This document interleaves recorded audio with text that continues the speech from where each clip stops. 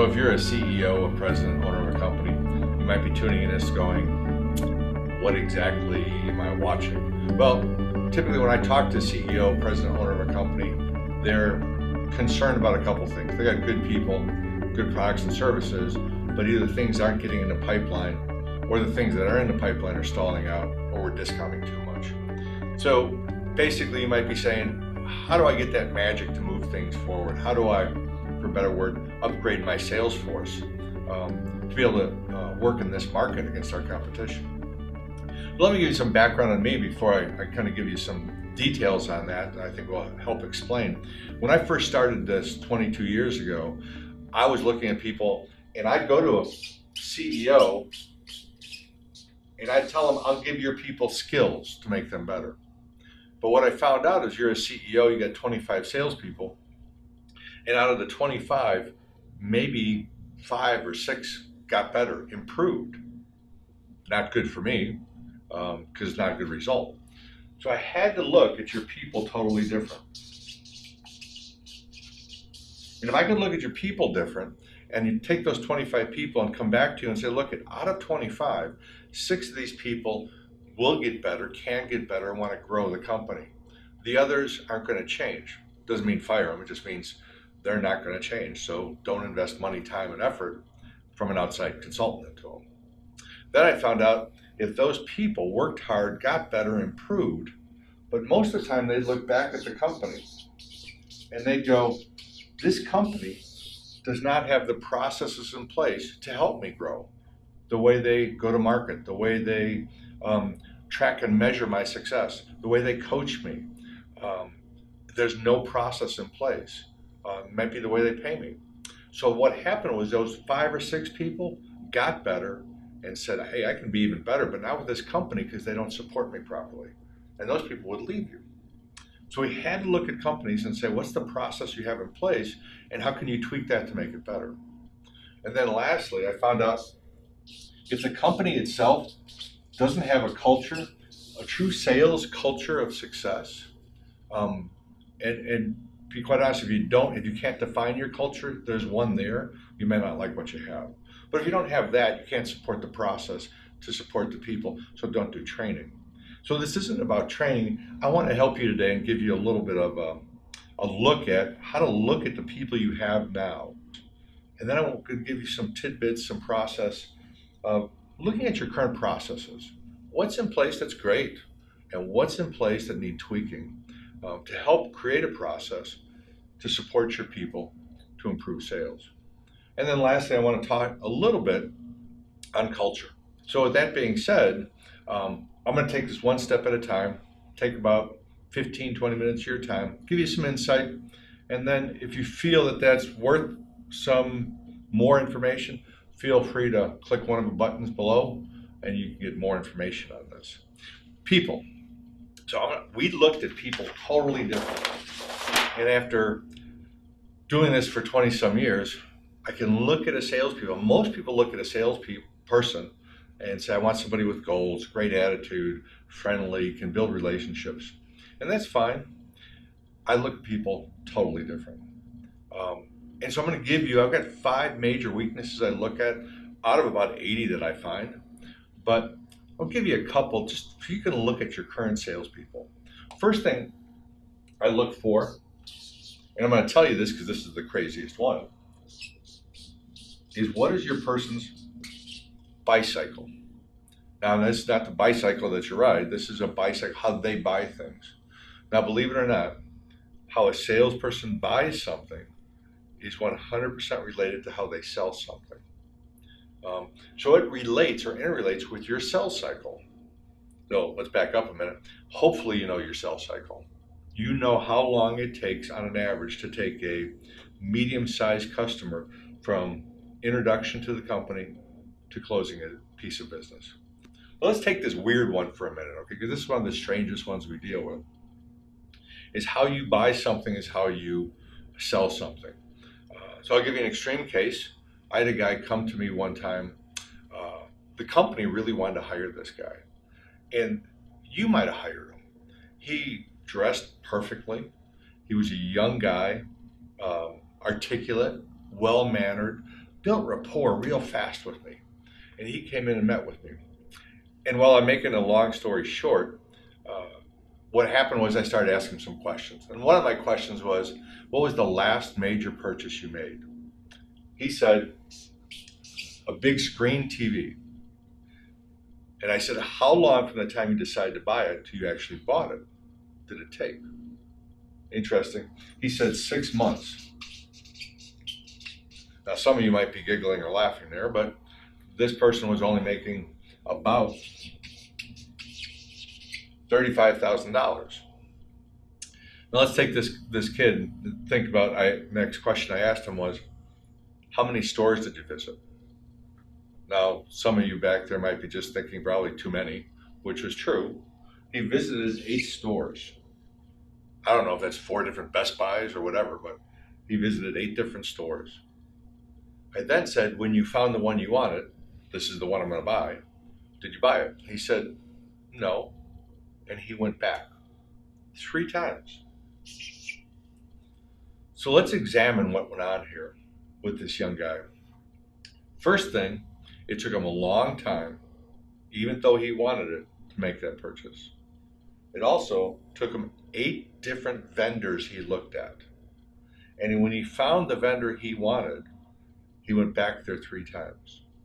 So he did a lot of thinking it over and a lot of searching for something he knew exactly what he wanted.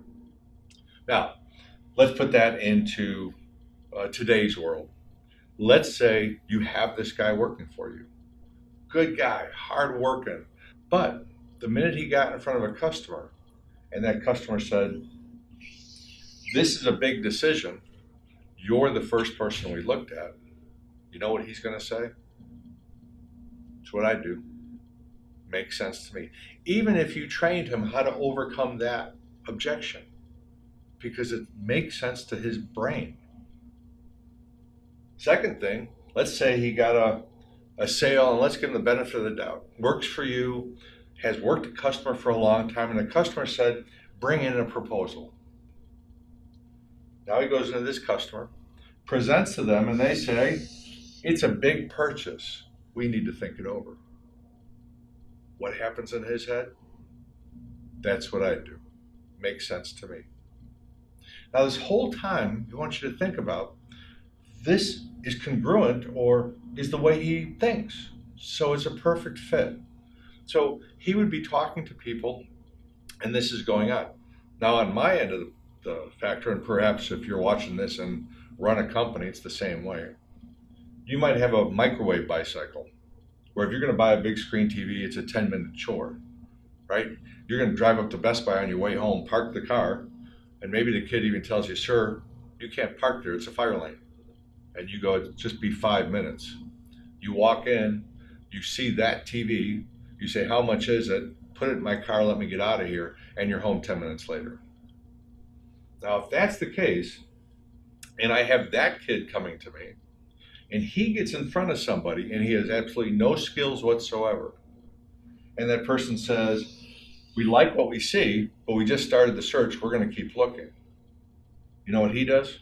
He'll come back to your sales manager and say, hey, I found a guy, but we got a problem. I didn't know how to move him forward, but he's ready to buy. Let's go get him. Where our first contestant up here would say to his sales manager, everything's fine, no problems. I got some more. So you got to understand just the inner weaknesses. And lots of times, training focuses on the wrong end of the problem. Let me train you how to overcome an objection as opposed to how to think differently, how to make decisions faster. So I talked about money. Let me talk a little bit about one other weakness, and that's the money weakness.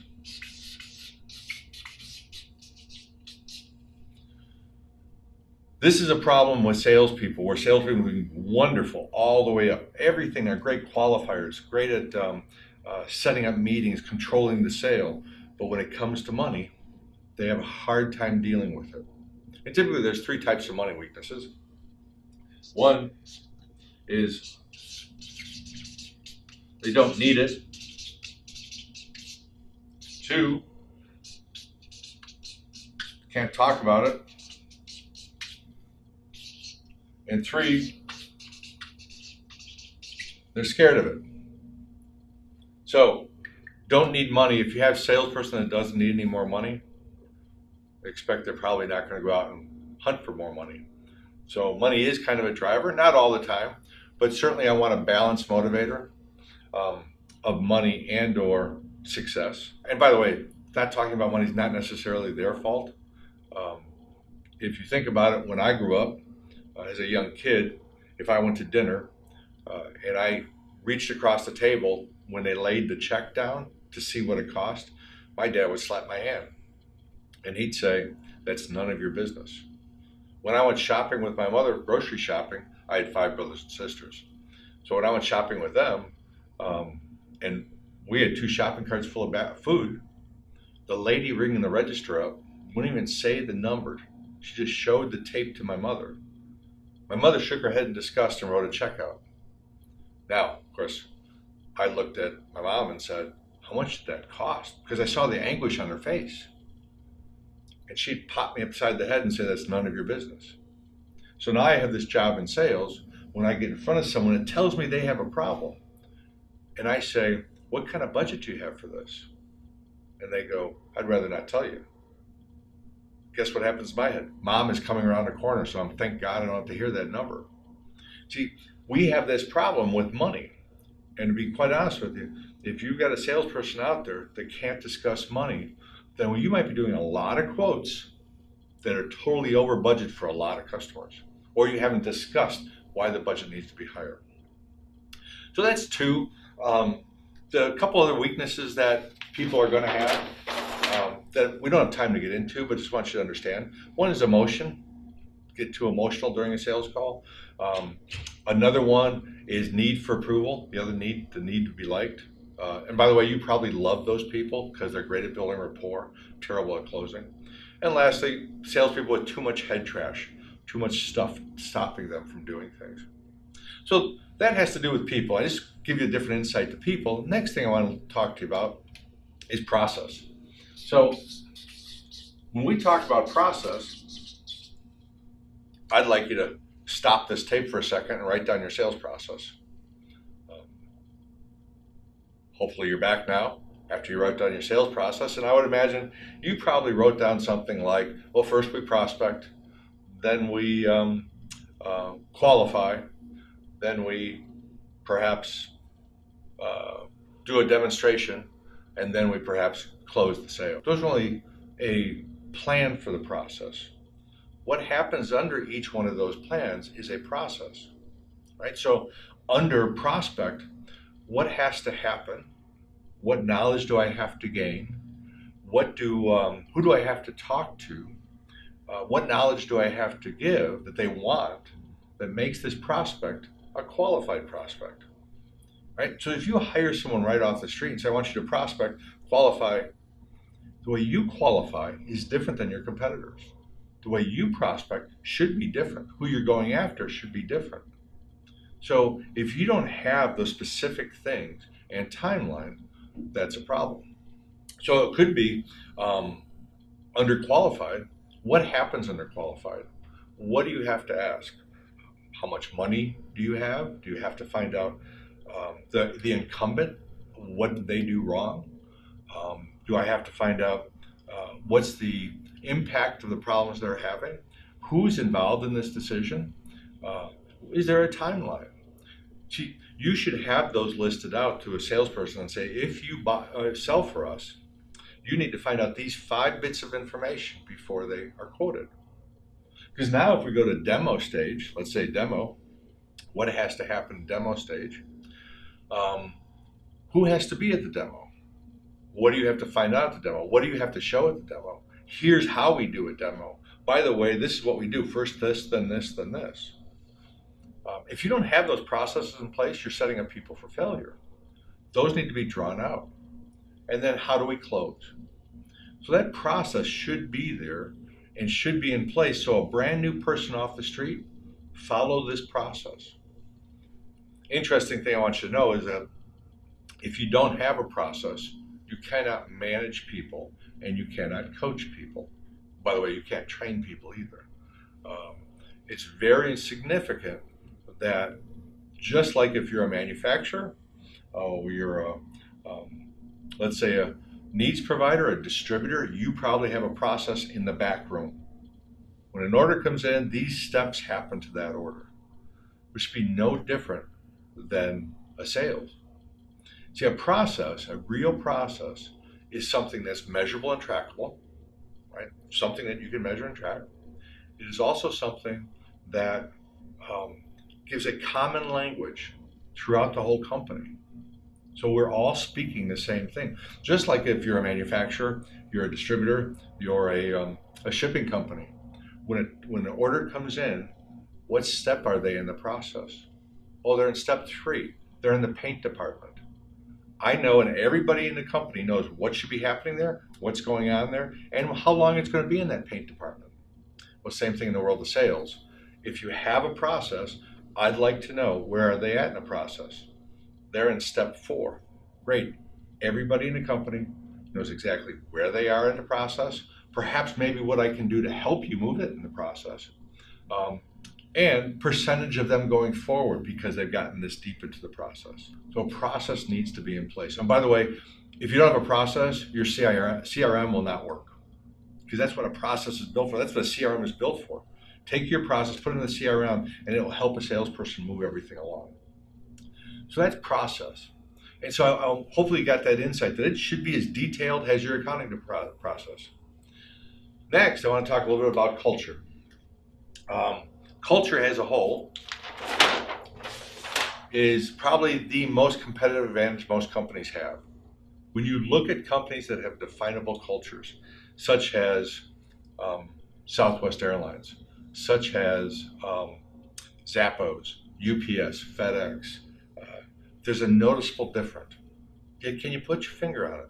Southwest Airlines, you sit down in that airline, you might be sitting there, this feels different, but not really sure what it is. And that's what culture is. It's an invisible set of attitudes and behaviors that create everything underneath your company. And if you don't know what those are and they're invisible to you, that's a problem. See, culture is the number one job of a CEO, is to create the culture, hold it in your hands, and make sure everybody that enters the company follows the culture. Another part of culture is sometimes people think policy is culture. Policy is not culture. See, if you have a culture and you say, I have a new policy, but the culture in the past was my sales department went out and made sales. They did stuff. They didn't really report a lot of stuff. I don't think the sales manager said they did here and there. We didn't have call sheets, but they made sales. Now, you being a smart CEO, you bought a CRM. We have a new policy. Put the CRM in place. What's the CRM? Well, this is a device that tracks what you do, puts down in writing what you're doing every day, where each customer is at every day in the sales cycle, where they're at in the process.